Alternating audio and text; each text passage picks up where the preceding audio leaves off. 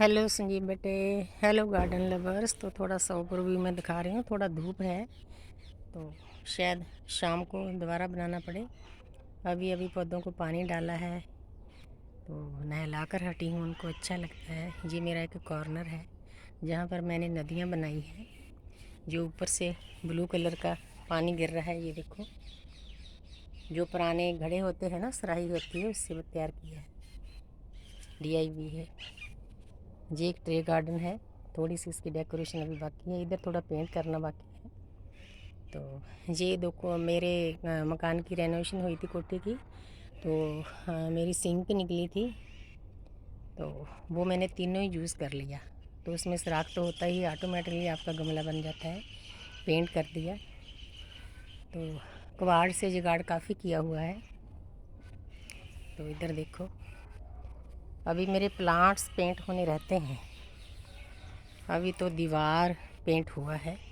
जब ये पेंट हो जाएंगे ना अलग अलग कलर के, तो बहुत प्यारा गार्डन बन जाता है। और सर्दी में बहुत सारे फ्लावर होते हैं। ये मेरी सभी ट्रे गार्डन है, बहुत ट्रे गार्डन है, 100 से भी ज़्यादा होगा। मैं खुद इसकी टेक केयर करती हूँ।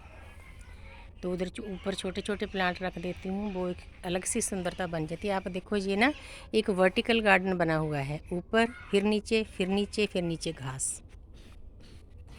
तो जहाँ पर मेरे पत्तों की खाद तैयार हो रही है, ये देखो अलग अलग पोर्शन बनाए हुए हैं। तो इधर मैं खाद तैयार करके रखती हूँ पूरे साल के लिए। ये देखो, इधर पड़ी है मट्टी, अभी तैयार करने वाली है। उसमें सभी चीज़ें डालूँगी, रेत डालूँगी और हल्दी डालूँगी और नीम की खली।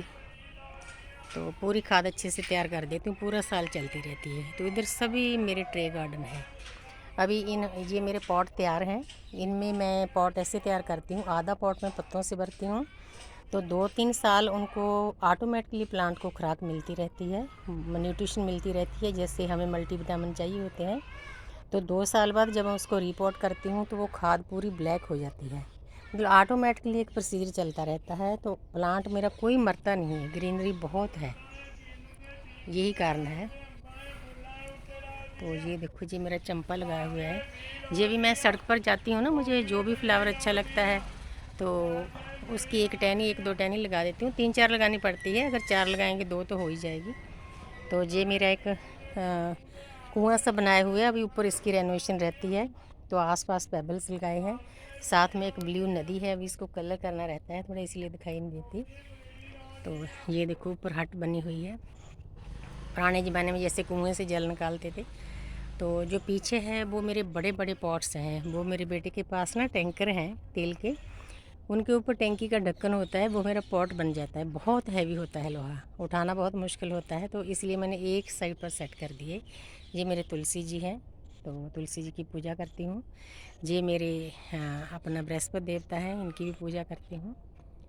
तो ये देखो, ये मैंने एक हैज बनाई हुई है। इधर थोड़ी कम हो गई थी, अभी मैंने लगा रखी है, छोटे छोटे हो जाएंगे। तो सर्दी में यहीं जहाँ पर बैठती हूँ धूप में। तो इधर भी मेरे जैन गार्डन है, पूरा मेरा गार्डन जैन गार्डन से भरा हुआ है, बोनसाई से भरा हुआ है। ये देखो, कुछ भी टूटा फूटा मिल जाए तो उसका मैं ट्रे बना देती हूँ। ये देखो, ये कोई ना कोई सामान आता है ना, तो उसके कॉलम बनाकर उसमें थोड़ी सी डेकोरेशन करके, अभी इसको वाइट पेंट करना बाकी है। तो इधर भी मेरा एक कुछ नया ही तैयार हो रहा है। तो मैंने सोचा आज नया ओवरव्यू दिखा दूँ। तो इधर भी मेरे प्लांट्स हैं, ये सभी मेरे गुलहड़ के हैं, हिबिस्कस। तो आगे चांदनी है। तो इधर ड्रेसिना है, ग्रीन कटिंग की हुई है। इधर मेरा किचन गार्डन है, सभी सब्जियां उग चुकी है। तो उधर से ऐसा सीन दिखाई देता है।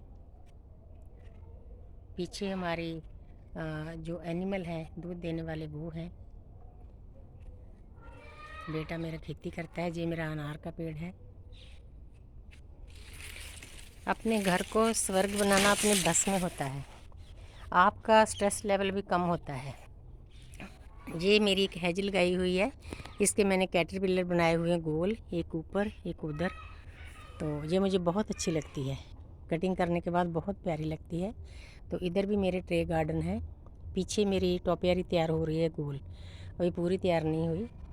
तो बीच में अभी पेंट करना रहता है, पेबल्स डाल रखे हैं, वो अभी करूँगी। सभी मेरे जितने भी प्लांट्स हैं ना, अभी पेंट रहता है मेरा। थोड़ा सेहत डाउन हो गई थी, काम ज़्यादा था, तो इसीलिए थोड़ा रुक गया। तो एक बात बताना चाहती हूँ, जब आप गार्डन के बीच में होते हो ना, तो आपका जो स्ट्रेस लेवल है 25 से 30% कम हो जाता है। तो आपके अंदर जो अल्फ़ा वेव्स हैं वो चलनी शुरू हो जाती है। वो आपका मन शांत होना शुरू हो जाता है, आप परमात्मा के नज़दीक जाना शुरू कर देते हो। जो एक बहुत बड़ा टूल है गार्डन। सभी बुज़ुर्गों को मैं थोड़ा सा बेनती करती हूँ कि बुढ़ापे में ना रोना नहीं कि बच्चे हमारे साथ बात नहीं करते, क्योंकि उनके पास टाइम ही नहीं होता। बच्चों के पास जितना करते हैं बस उतना शुक्रिया, ग्रेटिट्यूड अदा करो। तो इसीलिए इन बातों का ख्याल रखना है। आपके घर में जितनी भी जगह है, सब्जियां लगाओ, 8-10 प्लांट्स लगाओ, उनकी सेवा करो, तो आप पीस में चले जाओगे, क्योंकि परमात्मा इन्हीं में होता है। प्लांट्स में भी आत्मा होती है। तो ये देखो, ये मेरा ज्ञानगंज बना हुआ है, मेरे देवी देवता सभी विराजमान है। देखो, गणेशा बैठे हैं, कृष्णा बैठे हैं। तो ऊपर वो मुझे संगमरमर का किसी गुरुद्वारा मंदिर से ही मिल गया था। हमारे गुरु हैं एक दूधाधारी, तो नारायण की पूजा करते हैं, शिव की। उनके जहाँ फेंका हुआ था कूड़े में, मैंने उठा लिया, जहाँ धो के अच्छे से सर्फ से साफ़ करके जहाँ पर सेट कर दिया। तो एक बहुत प्यारा सा सीन क्रिएट हो रहा है। छोटे छोटे प्लांट्स हैं, देवी देवता हैं, जानवर हैं, पशु हैं, पक्षी हैं। तो एक प्रकृति तैयार की हुई है, तो इसीलिए मैं इसको ज्ञानगंज कहती हूँ। ये इधर से ऐसा सीन लगता है। देखो, अपने घर को स्वर्ग बनाना हमारे अपने बस में होता है। ये देखो, लॉर्ड बुद्धा बैठे हैं। मैं लॉर्ड बुद्धा के साथ इतनी अटैच थी, आज से 12-13 साल पहले मैंने आकृतियाँ बनाना शुरू कर दिया था पत्थरों पर लॉर्ड बुद्धा की। अभी दूर पड़ी है, मैं दिखा नहीं सकती, पता नहीं कहाँ पड़ी है। तो उसके बाद में बहुत अटैच हो गई हूँ। इधर सर्दी वाले फ्लावर लगा दिए हैं। तो इधर ऊपर देखो, बेल चढ़ी हुई है, फ्लावर लगे हुए हैं। ये देखो, ये मेरी कैट्स हैं, मेरे पास 4-5 सेवा करवाती है मुझसे। इधर इनका दूध पड़ा है, रोटी पड़ी है, खाती रहती है। तो ऐसा सीन क्रिएट हो रहा है। तो ये जो रास्ता है ना, ये रास्ता मुझे स्वर्ग लग रहा है, क्योंकि सामने मेरे नॉर्थ है, नॉर्थ में कैलाश पर्वत है। तो वहाँ पर मैं हमारे शिव विराजमान हैं, शिव परिवार, हमारे सभी मास्टर सोल। तो ये रास्ता मेरे अंदर से इंट्यूशन पावर होती है, क्योंकि फीलिंग ही सब कुछ होती है कि ये रास्ता स्वर्ग को जा रहा है। और परमात्मा ने मुझे जर्नी भी स्वर्ग में जाने की दी है, मुक्ति का मार्ग दिया है। तो ये दोनों चीज़ें मैच कर जाती है, ये मुझे बहुत अच्छी लगती है। मैं इस परमपिता परमात्मा का शुक्रिया अदा करती हूँ कि इस लाइफ में, इस जन्म में मेरी वेकनिंग हुई है, सोल वेकनिंग, आत्मा की जागृति। ये कोई छोटा इवेंट नहीं है, हज़ारों जन्मों की साधना के बाद ऐसा होता है।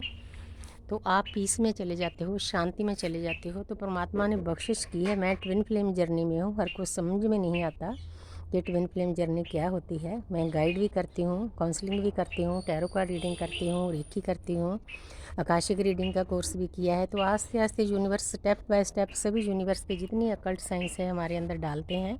होती तो अंदर है, उसको जगाना पड़ता है।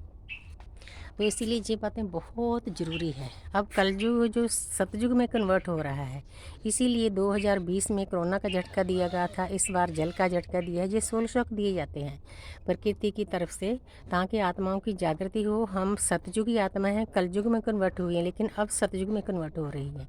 इसीलिए आगे और भी झटके मिलेंगे। 2030 तक काफ़ी कुछ होने वाला है, इसलिए अपनी तैयारी कर लो, थोड़ा सा स्पिरिचुअल हो जाओ। अब आपको अपने आप को हील करो, अपने परिवार को हील करो, अपनी मदर अर्थ को हील करो, प्रकृति को हील करो। जो काम करने के लिए हमने परमपिता परमात्मा से कॉन्टैक्ट किया है, वो काम करो आप। तो बहुत अच्छा लगता है, पीस मिलता है, शांति मिलती है। Thank you universe, thank you angel, thank you spirit guys.